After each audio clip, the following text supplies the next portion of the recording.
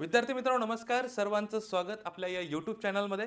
विद्यार्थी मित्रांनो, आजपासून आपण जे पोलीस भरती आणि सरळ सेवेची विद्यार्थी तयारी करतायत त्यांच्यासाठी चालू घडामोडी वन लाइनर टॉपिक म्हणजे याची व्हिडिओ सिरीज आपण सुरू करतोय. आणि तसेच जी के महासंग्रामची सुद्धा रिव्हिजन सिरीज म्हणजे हिस्ट्री, जिओग्राफी, पॉलिटी, इकॉनॉमिक्स हे जे काही वन लाइनर जी केचे प्रश्न विचारले जातात हे सुद्धा सिरीज आपण लवकरच सुरू करणार आहोत. तर विद्यार्थी मित्रांनो, चला आजचा टॉपिक आपल्याला दिसतोय चालू घडामोडी वन लाइनर. आजचा भाग 1 आहे. पोलीस भरती, सरळ सेवा आणि इतर सर्व परीक्षांसाठी हा महत्त्वाचा व्हिडिओ असणार आहे. याची तुम्हाला जर PDF लागत असेल तर मी माझा मोबाईल नंबर देतो. ही PDF तुम्हाला ॲपला अवेलेबल आहे. मी तुम्हाला ॲपची लिंक टाकतो आणि तुम्ही हे PDF तिथून डाउनलोड करून घ्यायची. चला तर मित्रांनो, चला आजचा वन लाइनर मधला पहिला टॉपिक आहे. बघा, लक्षात घ्या, वन लाइनवर आपल्याला पोलीस भरती असो की सरळ सेवा असो, वन लाइनर टॉपिकवर प्रश्न असतातच असतात.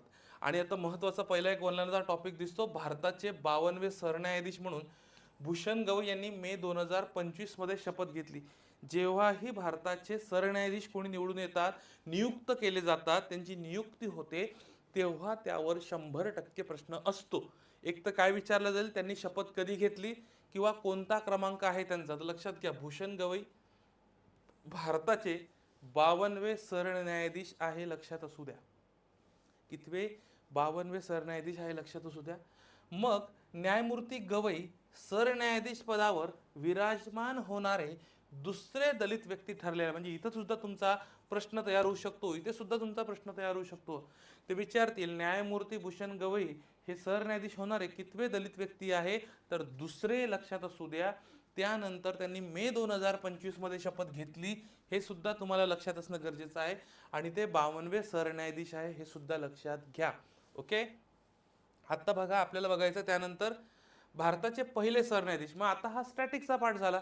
बरेचदा काय होतं ना, आपल्याला एखाद्या महत्त्वाच्या संस्थेची जर एखादी व्यक्ती नियुक्त झाली असेल, मग त्याचं स्टॅटिक सुद्धा विचारलं जातं. आणि हा वाला प्रश्न सरळ सेवेला 8 ते 10 वेळा आत्तापर्यंत, म्हणजे 2010 पासनं ते 25 पर्यंत ज्या काही सरळ सेवेच्या परीक्षा झाल्यात ना, त्यामध्ये हा प्रश्न 10 ते 15 वेळा रिपीट झालेला प्रश्न आहे. म्हणून मी इथं काय करतो, आर. ठीक आहे, जे रिपीट झालेले प्रश्न आहेत त्याला हे स्टॅटिकचे प्रश्न आहेत. ठीक आहे, आता ह्या डायनेमिकचा भाग आहे. ओके, पहिले सरन्यायाधीश कोण होते? हरिलाल कानिया. मग आता पुढचं जर बघितलं, सर्वोच्च न्यायालयाची स्थापना कधी झाली, तर ही 26 जानेवारी 1950 ला झाली. आता काही पुस्तकामध्ये तुम्हाला 28 जानेवारी दिसत असेल, तर 28 जानेवारीला काय झालं, याचं कामकाज सुरू झालं. 28 जानेवारीला काय झालं, याचं कामकाज सुरू झालं.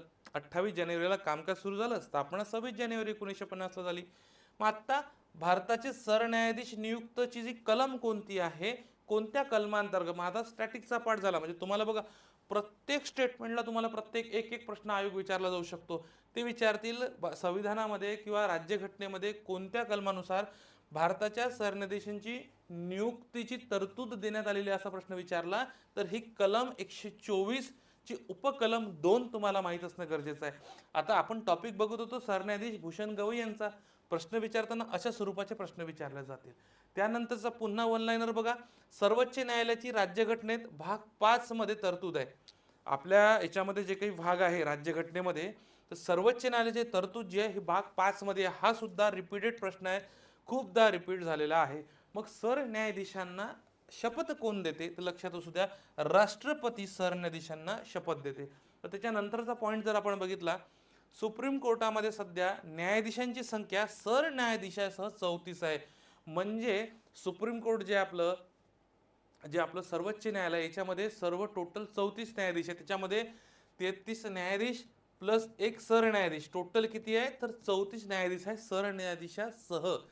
पण तुम्हाला जर एकूण संख्या विचारली 34, सरन्यायाधीश 1, 33 न्यायाधीश, हे तुम्हाला लक्षात असलं पाहिजे. आता पुढचं भारताचे राष्ट्रपती. आता स्टार पॉईंट करून याच्यावर प्रश्न विचारलाय. भारताचे राष्ट्रपती कलम 143 नुसार सर्वोच्च न्यायालयाकडून सल्ला मागू शकतात. बघा, आपण काय करतोय, करंट अफेअरच्या वन लाइनर सोबत आपण त्याचं स्टॅटिक सुद्धा घेतोय. म्हणजे तुमचा एकही प्रश्न जाणार नाही. म्हणजे करंट अफेअर कसं असतं, याच्यामध्ये तुमची हिस्ट्री, जिओग्राफी, पॉलिटी सगळं कव्हर होऊन जातं. ठीक आहे, चला. 143 कलम काय सांगते? भारताचे राष्ट्रपती सर्वोच्च न्यायालयाकडून सल्ला मागू शकतात, असं म्हटलेलं आहे. सल्ला मागू शकतात. मग व्ही रामास्वामी, आता हा एक स्टार पॉईंट करून ठेवा, एकदम स्टार पॉईंट करून ठेवा. व्ही रामास्वामी हे भारतातील सर्वोच्च न्यायालयाचे पहिले असे न्यायाधीश होते ज्यांच्या विरुद्ध महाभियोगाचा काय प्रस्ताव पारित करण्यात आला, प्रस्ताव सुरू करण्यात आला. महाभियोग लक्षात असू द्या, महाभियोग. यांचं नाव तुम्हाला लक्षातच पाहिजे, व्ही रामास्वामी, लक्षात असणं तुम्हाला गरजेचं आहे. जानेवारी 2025 मध्ये मुंबई उच्च न्यायालयाचे 48वें मुख्य न्यायाधीश म्हणून आलोक आराधे यांनी शपथ घेतली. लक्षात असू द्या, आलोक आराधे. आता हे आपलं मुंबई उच्च न्यायालय, आपलं हायकोर्ट.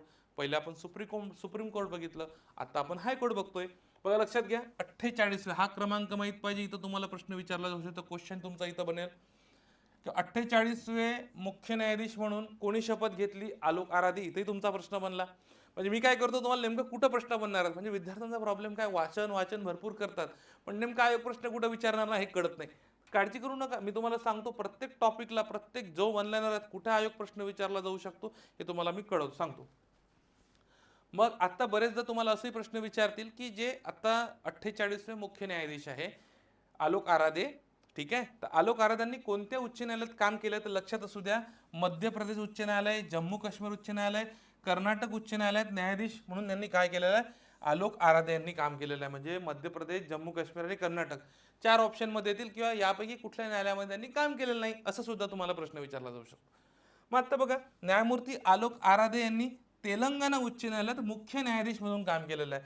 म्हणजे मध्य प्रदेश, जम्मू काश्मीर, कर्नाटक जर बघितलं तर याच्यामध्ये त्यांनी काय केलेलं आहे, फक्त न्यायाधीश म्हणून काम केलेलं आहे.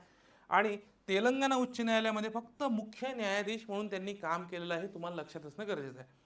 मग आता मुंबई उच्च न्यायालयाची स्थापना जर बघितली तर 14 ऑगस्ट 1962ला याची मुंबई उच्च न्यायालयाची स्थापना करण्यात आलेली आहे. तर मित्रांनो, मला आता एक कमेंट बॉक्समध्ये तुम्ही उत्तर टाका की आपले जे मुंबई उच्च न्यायालय आहे, या मुंबई उच्च न्यायालयाचे किती खंडपीठ आहे आणि ते कुठे कुठे आहे हे तुम्ही प्लीज मला एक उत्तर कमेंट बॉक्समध्ये टाका, ठीक आहे. तसं मी अधिकार क्षेत्र, मुंबई उच्च न्यायालयाचं अधिकार क्षेत्र महाराष्ट्र, गोवा, दादरा नगर हवेली आणि दमन व दीव हे अधिकार क्षेत्र आहे, हे लक्षात तुम्हाला असणं गरजेचं आहे. चला मग आता आपण पुढचं बघूया. आता मी इथं खंडपीठ तर दिलेलीच आहे, नागपूर, औरंगाबाद, म्हणजे आता नाव तर त्यांनी छत्रपती संभाजीनगर झालं, पणजी, आणि आता इथं नवीन झालंय कोल्हापूर, लक्षात असू द्या, कोल्हापूर हे लक्षात असू द्या. मग आता मुंबई उच्च न्यायालयाचे स्वातंत्र्यानंतरचे पहिले मुख्य न्यायाधीश हे MC शागला, हे IMP करा, हा क्वेश्चन रिपीटेड झालाय बरेचदा, रिपीट झालेला आहे. मुंबई उच्च न्यायालयाचे स्वातंत्र्यानंतरचे पहिले मुख्य न्यायाधीश कोण आहे? न्यायमूर्ती MC छागला, हे लक्षात असणं तुम्हाला गरजेचं आहे. त्यानंतर केंद्र सरकारने 23 सप्टेंबर हा दिवस आयुर्वेदिक दिन म्हणून, बरेचदा आपल्याला दिनविशेषवर प्रश्न असतात, दिनविशेषवर प्रश्न आपल्याला बरेचदा विचारलं जातं की दिनविशेष संदर्भातले प्रश्न तुम्हाला फार महत्त्वाचे असतात. एक किंवा दोन प्रश्न दिनविशेषवर दिसतो आणि केंद्र सरकारने नवीन एखादा दिवस जर सुरू केला असेल तर त्यावर तर 100% प्रश्न विचारतो. बघा लक्षात घ्या, 23 सप्टेंबर कुठला रे दिन? आयुर्वेदिक दिन, लक्षात असू द्या. तुम्ही सुद्धा व्हिडिओ बघताना डोक्यात रिमाइंड करत जा, 23 सप्टेंबर आयुर्वेदिक दिन तुम्हाला विचारला जाऊ शकतो. त्यानंतर संयुक्त राष्ट्रसभेने 19 मे हा दिवस जागतिक न्याय खेळ दिवस म्हणून घोषित केलेले आहे. 19 मे जागतिक न्याय खेळ दिवस तुम्हाला लक्षात असणं पाहिजे, जागतिक न्याय खेळ दिन, ठीक आहे. चला, संयुक्त राष्ट्र महासभेने 2026 वर्ष आंतरराष्ट्रीय महिला शेतकऱ्यांचे वर्ष म्हणून घोषित केलेले आहे. हा सुद्धा तुम्हाला प्रश्न विचारला जाऊ शकतो, लक्षात असू द्या. आंतरराष्ट्रीय महिला शेतकऱ्यांचे वर्ष म्हणून घोषित केलेले आहे, लक्षात असू द्या. कोणते? 2026. कोणी केले? तर संयुक्त राष्ट्र महासभेने केले, हे सुद्धा तुम्हाला माहित असणं गरजेचं आहे, ठीक आहे. चला नेक्स्ट बघा, पुढचं बघा, महत्वाचं आहे, एक स्टार पॉइंट करून ठेवा इथे, ठीक आहे. 3 ऑक्टोबर रोजी राज्यभरात अभिजात मराठी भाषा दिवस साजरा केला जाणार असून 3 ते 9 ऑक्टोबर, लक्षात असू द्या, 3 ते 9 ऑक्टोबर अभिजात मराठी भाषा सप्ताह साजरा करण्यात येणार आहे. म्हणजे तुम्हाला बरेचदा 3 ते 9 ऑक्टोबर दरम्यान कोणता सप्ताह साजरा करण्यात आहे असं विचारलं जाऊ शकतं, तर त्याचं उत्तर आहे अभिजात मराठी भाषा दिवस. मला अभिजात भाषा आता किती आहे मला कमेंट बॉक्समध्ये टाकू शकता. तुम्हाला माहित आहे मराठी भाषेला आता अभिजात भाषेचा दर्जा मिळालेला आहे, त्यामुळे लक्षात घ्या आता अभिजात भाषांची संख्या किती झाली आहे मला कमेंट बॉक्समध्ये टाकू शकता, ठीक आहे. त्यानंतर 27 जून हा एक आंतरराष्ट्रीय दिवस आहे. आंतरराष्ट्रीय कर्णाबद्दल अंधत्व दिवस म्हणून घोषित करण्यात आलेला आहे. आंतरराष्ट्रीय कर्णाबद्दल अंधत्व दिवस साजरा करण्यात येणार आहे किंवा घोषित केला जाणार आहे 27 जून. पुढचं बघा, 12 मे ते 18 मे हा जागतिक रस्ता सुरक्षा सप्ताह साजरा केला जाणार आहे. ठीक आहे, बघा लक्षात काय म्हणलंय मी, बघा लक्षात घ्या, जागतिक रस्ता सुरक्षा दिवस काय म्हणलंय, 12 मे ते 18 मे जागतिक रस्ता सुरक्षा सप्ताह. लक्षात असू द्या, तुम्हाला विचारतील जागतिक रस्ता सुरक्षा सप्ताह कधी साजरा केला जातो, 12 मे ते 18 मे, लक्षात असणं तुम्हाला गरजेचं आहे. तसंच जर पाहिलं तर लक्षात घ्या, 2025 हे वर्ष, 2025 हे वर्ष आंतरराष्ट्रीय सहकारांचे वर्ष, सहकारांचे आंतरराष्ट्रीय वर्ष म्हणून साजरे केले गेले 2025. बघा सगळ्या लेटेस्टच्या घडामोडी आहे, लक्षात असू द्या. स्टार पॉइंट करून घ्या, आंतरराष्ट्रीय एक परिषद आहे. बरेचदा तुम्हाला परिषदेवर प्रश्न विचारले जातात, त्या परिषदा महत्वाच्या आहे. आंतरराष्ट्रीय कामगार परिषद 2025 जिनिव्हा स्वित्झर्लंड इथे पार पडली. आंतरराष्ट्रीय कामगार परिषद, तुम्हाला सरळ प्रश्न येईल, आंतरराष्ट्रीय कामगार परिषद 2025 खालीलपैकी कोणत्या ठिकाणी पार पडलेली आहे, अचूक उत्तर लिहायचं याचं, स्वित्झर्लंड जिनिव्हा, लक्षात असू द्या. त्यानंतर राष्ट्रीय ई गव्हर्नर परिषद 2025, राष्ट्रीय ई गव्हर्नर परिषद 2025 विशाखापट्टणम आंध्र प्रदेश येथे पार पडली आहे. मित्रांनो, सरळ सेवेमध्ये रिपीट हा सुद्धा प्रश्न झालेला आहे. म्हणजे याच्या पहिलेच्या तुम्हाला राष्ट्रीय ई गव्हर्नर परिषदा चालू घडामोडीमध्ये आयोगाने विचारलेल्या आहे. राष्ट्रीय ई गव्हर्नर परिषद 2025 विशाखापट्टणम आंध्र प्रदेश येथे पार पडली आहे. ठीक आहे, चला नेक्स्ट बघा. पुढचं जर बघितलं तर तुम्हाला लक्षात येईल, बघा लक्षात घ्या, जागतिक वारसा समितीची 47वी, आता बघा 47वी बैठक पॅरिस फ्रान्स येथे जुलै 2025 मध्ये पार पडली. जागतिक वारसा समितीची बैठक काय असते, जे जगात अमूल्य ठेवा असणाऱ्या काही सांस्कृतिक, काही नैसर्गिक ज्या काही ठिकाणं असतात त्यांना हे जागतिक वारसा समितीमध्ये जागतिक वारसा स्थळाचा दर्जा दिला जातो. जागतिक वारसा स्थळाचा दर्जा जर दिला म्हणला तर याच्या बैठका होत असतील ना, तर याच्या पहिलीची जी बैठक आहे, याच्या पहिलीची बैठक आपली 46वी ही भारतामध्ये पार पडली होती. 47वी बैठक आत्ता ही पॅरिस फ्रान्स येथे पार पडली, त्यावर सुद्धा तुम्हाला प्रश्न विचारला जाऊ शकतो. मग आता लक्षात घ्या, अमेरिकन, आता एक महत्वाचं आहे, लक्षात असू द्या, अमेरिकेने जुलै 2025 मध्ये संयुक्त राष्ट्र शैक्षणिक, वैज्ञानिक आणि सांस्कृतिक संस्थेमधून बाहेर पडण्याची घोषणा केलेली आहे. आणि लक्षात असू द्या, संयुक्त राष्ट्राची स्थापना ही 16 नोव्हेंबर 1945 साली झाली आणि त्याचे मुख्यालय पॅरिस फ्रान्स येथे आहे, लक्षात असणं गरजेचं आहे. यानंतर क्वाड परराष्ट्र मंत्र्याची 10वी बैठक वॉशिंग्टन DC, आता ह्या सगळ्या आंतरराष्ट्रीय घडामोडी संदर्भातल्या परिषदा आहे, बैठक आहे, यावर बरेच वेळा प्रश्न विचारलेले दिसतात. क्वाड परराष्ट्र मंत्र्याची 10वी बैठक वॉशिंग्टन DC अमेरिका येथे पार पडली. पाकिस्तानने 1 जुलै 2025 रोजी संयुक्त राष्ट्राच्या सुरक्षा परिषदेचे अध्यक्षपदाचा पदभार स्वीकारला, लक्षात असणं तुम्हाला गरजेचं आहे. त्यानंतर 2026 ते 28 या कालावधीसाठी भारताची संयुक्त राष्ट्राच्या आर्थिक आणि सामाजिक परिषदेवर निवड करण्यात आलेली आहे, हे तुम्हाला लक्षात असणं गरजेचं आहे. तसंच 2025 ची मिस वर्ल्ड थायलंडची ओपल सुचता ठरली आहे, हे लक्षात असणं तुम्हाला गरजेचं आहे. ठीक आहे, त्यानंतर आता हा स्टार पॉइंट करून घ्यायचा, शैक्षणिक स्वरूपातली शैक्षणिक घडामोडी संदर्भातला वन लाइनरचा टॉपिक तुम्हाला दिसतोय. साऊथहॅम्प्टन तुम्हाला विद्यापीठ दिसत असेल, साऊथहॅम्प्टन विद्यापीठ, साऊथहॅम्प्टन विद्यापीठ हे विद्यापीठ अनुदान आयोगाच्या, म्हणजे हे जे आपण युनिव्हर्सिटी ग्रँड कमिशन म्हणतो ना, युनिव्हर्सिटी ग्रँड कमिशन, तर या आयोगाच्या 2023च्या नियमानुसार भारतात कॅम्पस सुरू करणारे पहिले परदेशी विद्यापीठ ठरलेले आहे. तुम्हाला विचारतील विद्यापीठ अनुदान आयोगाच्या नियमानुसार भारतामध्ये पहिले कॅम्पस सुरू करणारे पहिले विद्यापीठ कोणते, हे साऊथहॅम्प्टन विद्यापीठ आहे, लक्षात असू द्या. मग आता एलॉन मस्क तुम्हाला दिसत असेल, तर एलॉन मस्क यांच्याबद्दल आपण बघतोय, एलॉन मस्क. जुलै 2025 मध्ये त्यांनी एक पार्टी सुरू केली. त्या पार्टीचं नाव लक्षात असू द्या, द अमेरिका पार्टी नावाचा नवीन पक्ष सुरू केला. कोणी? Elon Musk. एलॉन मस्कला तुम्ही ओळखत असाल, जगातला सर्वाधिक श्रीमंत व्यक्ती आहे, लक्षात असू द्या.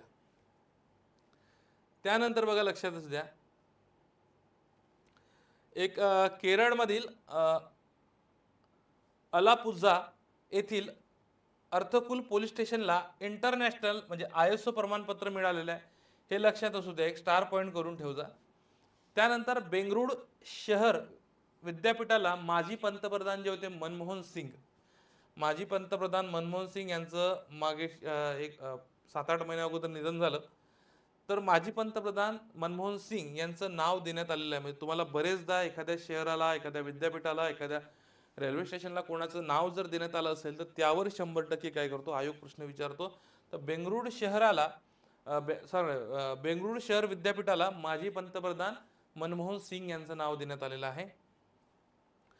पहिले भिकारीमुक्त शहर आपण बघतोय, पहिले भिकारीमुक्त शहर मध्य प्रदेशमधील इंदूर हे भारतातील पहिले भिकारीमुक्त शहर म्हणून घोषित करण्यात आलेले आहे. मध्य प्रदेशमधील इंदूर हे भारतातील पहिले भिकारीमुक्त शहर म्हणून घोषित करण्यात आलेले आहे.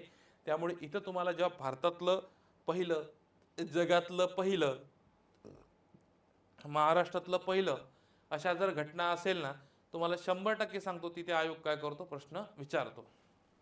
मग आता पुढचं बघा, मध्य प्रदेश मधली न्यूज आहे, पुन्हा लक्षात असू द्या. मध्य प्रदेश हे सर्व शहरी स्थानिक संस्थांना एकाच डिजिटल प्लॅटफॉर्म खाली आणणारे भारतातले पहिले राज्य ठरलेले आहे. लक्षात असू द्या, इथं काय म्हटलेलं आहे, स्टार पॉईंट करून ठेवा. मध्य प्रदेश हे सर्व शहरी स्थानिक संस्थांना एकाच डिजिटल प्लॅटफॉर्म खाली आणणारे भारतातले पहिले राज्य ठरले आहे. जेव्हाही आपल्याला भारतातले पहिले राज्य कुठेतरी ठरतं त्यावर प्रश्न असतो, लक्षात असू द्या. आता बघा, भारतीय लोकपालने नवीन त्याचे ब्रीदवाक्य स्वीकारलेलं आहे. ते तुम्हाला विचारलं जाऊ शकतं. नागरिक सशक्तीकरण आणि भ्रष्टाचार उजागरीकरण, म्हणजे याला इम्पॉवर सिटिझन्स आणि एक्सपोज करप्शन, हे नवीन ब्रीदवाक्य स्वीकारलेलं आहे. लोकपाल जे आहे आपली संस्था आहे, तर त्या लोकपालने नवीन ब्रीदवाक्य स्वीकारलेलं आहे. म्हणजे तुम्हाला विचारतील, नुकतंच लोकपाल संस्थेने या संस्थेचे नवीन ब्रीदवाक्य कुठले आहे, तर तुम्हाला हे ब्रीदवाक्य नागरिक सशक्तीकरण आणि भ्रष्टाचार उजागरीकरण हे विचारलेलं आहे, लक्षात असू द्या. ठीक आहे. त्यानंतर सिक्कीम राज्याने, लक्षात असू द्या, सिक्कीम बाबत आपण बघतोय. तर सिक्कीम राज्याने 16 मे 2025 रोजी आपला 50वा स्थापना दिवस साजरा केला. मग तुम्हाला ज्या काही राज्यांच्या, महत्त्वाच्या राज्याच्या याच्या स्थापना सुद्धा तुम्हाला माहित पाहिजे. शेवटच्या 5 राज्यांच्या स्थापना माहित पाहिजे. कोणत्या क्रमांकाचं राज्य आहे ते स्थापन झालेलं, त्याचा क्रमांक सुद्धा माहित तुम्हाला गरजेचं आहे. 25व्या क्रमांकाचं गोवा हे राज्य होतं. तर हा याच्यावर एवढा खूपदा प्रश्न विचारलेला आहे, गोवा राज्य. ठीक आहे.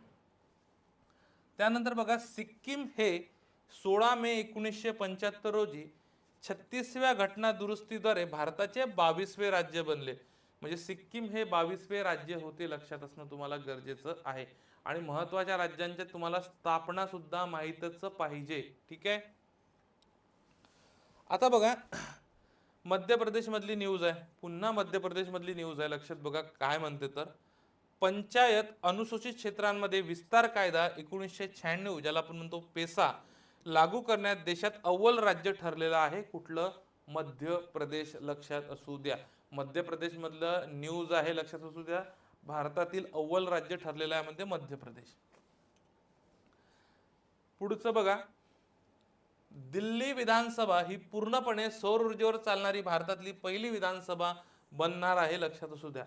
दिल्ली विधानसभा ही पूर्णपणे सौर ऊर्जेवर चालणारी विधानसभा, पहिली विधानसभा बनलेली आहे. त्याच्यामुळे ही स्टार पॉईंट करून ठेवा, IMP करा हा दिल्लीवाला प्रश्न. ठीक आहे, दिल्लीवाला प्रश्न IMP करून ठेवा.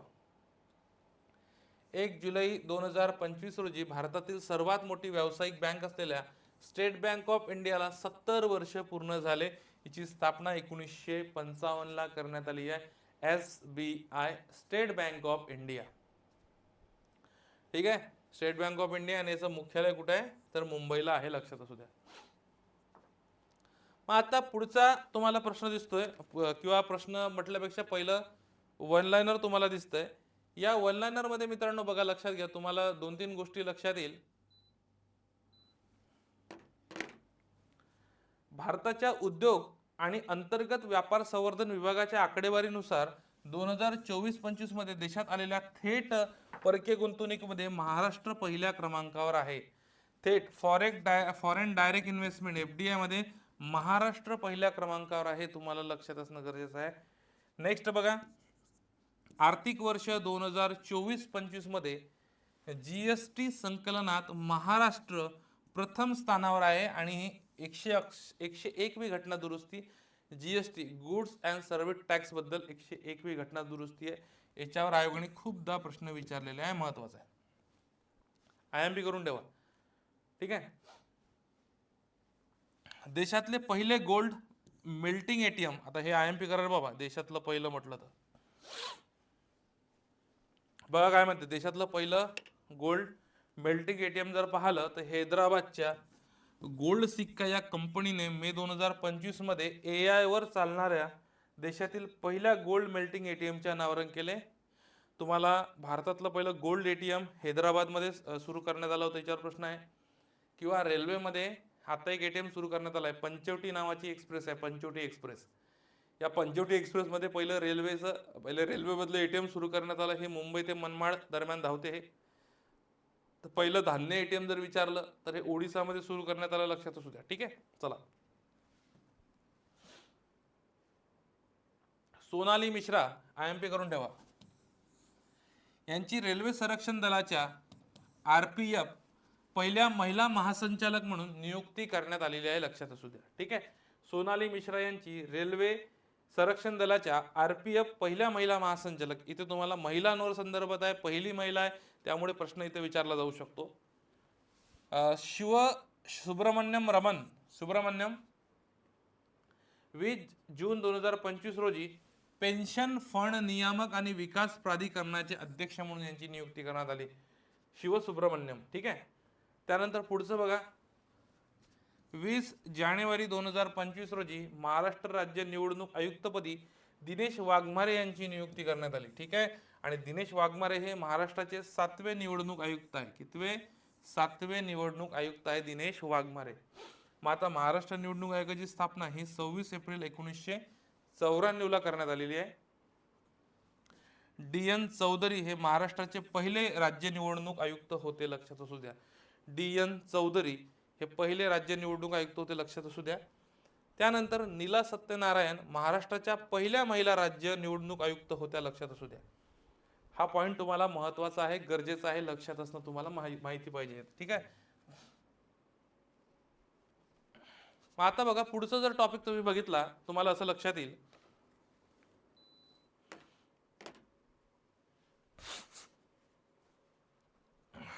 की 27 फेब्रुवारी 2025 रोजी ज्ञानेश कुमार, बघा लक्षात घ्या, ज्ञानेश कुमार यांची 26वे मुख्य निवडणूक आयुक्त म्हणून, भारताचे 26वे मुख्य निवडणूक आयुक्त म्हणून नियुक्ती करण्यात आली. हा एक टॉपिक आहे.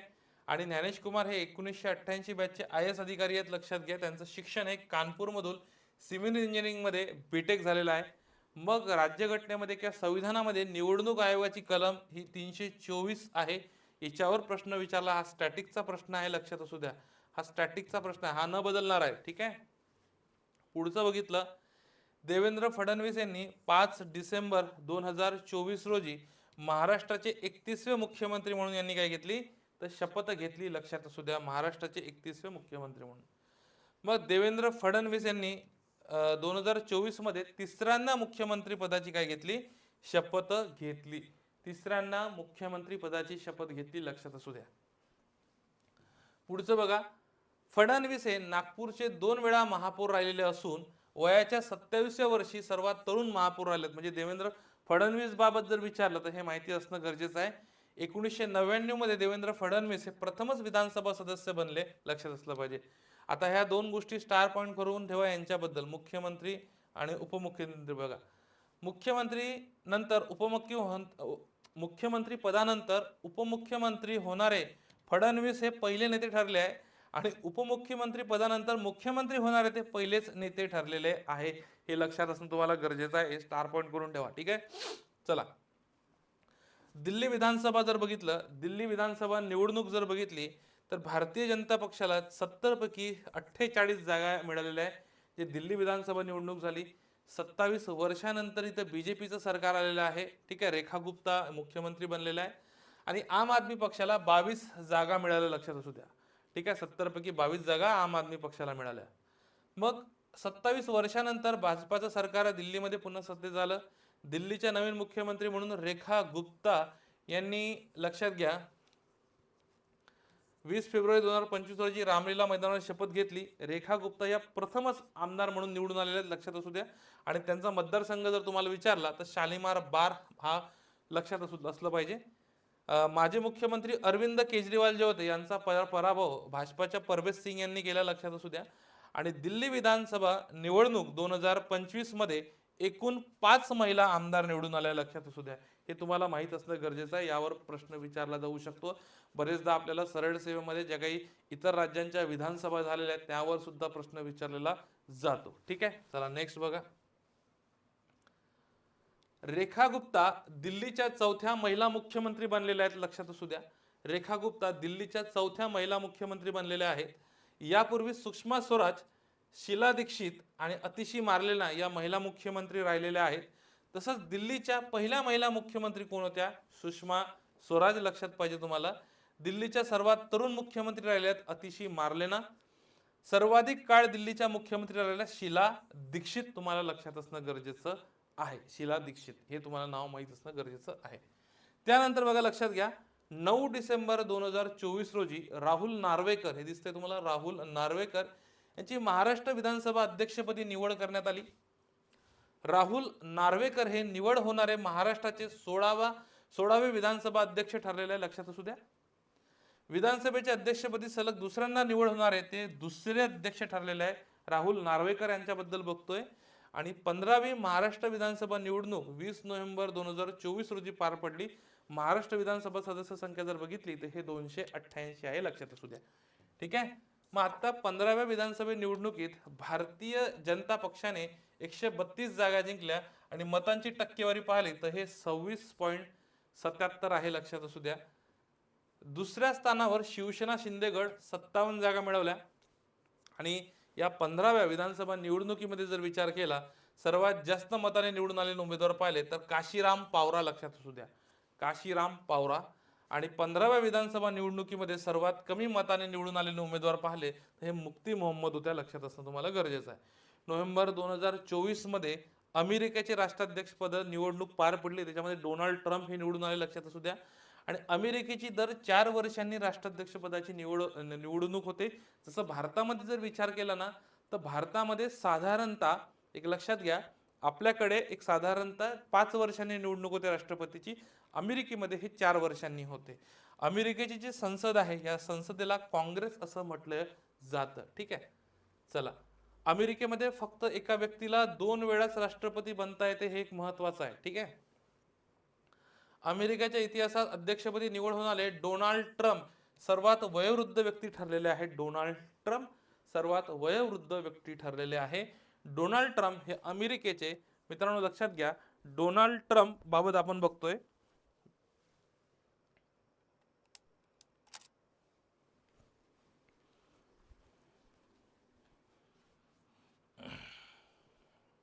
बघा, डोनाल्ड ट्रम्प बद्दल आपण बघत होतो. हे अमेरिकेचे 47वे अध्यक्ष बनले. यापूर्वी ते 45वे अध्यक्ष होते. 46वे अध्यक्ष कोण होते? जो बायडन होते, लक्षात असणं गरजेचं आहे. जम्मू काश्मीर विधानसभा निवडणूक 2024 मध्ये जम्मू काश्मीर नॅशनल कॉन्फरन्स या पक्षाला 42 जागा मिळाल्या आणि भारतीय जनता पक्षाला याच्यामध्ये निवडणुकीमध्ये 29 जागा मिळालेल्या आहेत. नॅशनल कॉन्फरन्सचे नेते अमर अब्दुल्ला यांनी जम्मू काश्मीरचे मुख्यमंत्री पदाची शपथ घेतली आणि ते जम्मू काश्मीर केंद्रशासित प्रदेशाचे पहिलेच काय मुख्यमंत्री ठरले. त्यामुळे हा स्टार पॉईंट करून ठेवा, यावर प्रश्न येण्याची शक्यता आहे. तर विद्यार्थी मित्रांनो, आपलं जे लेक्चर्स आहे आपण इथे थांबूया. हा चालू घडामोडी ऑनलाइनरचा भाग 1 होता. लवकरच आपले भाग 1, भाग 2, भाग 3 आणि भाग 4 असे किमान 10 भाग ऑनलाइनरचे येणार आहेत. त्यानंतर आपण जीकेची महासंग्राम सिरीज सुरू करणार आहोत. तोपर्यंत तुम्हाला मनपूर्वक शुभेच्छा. Thank you very much. All the very best.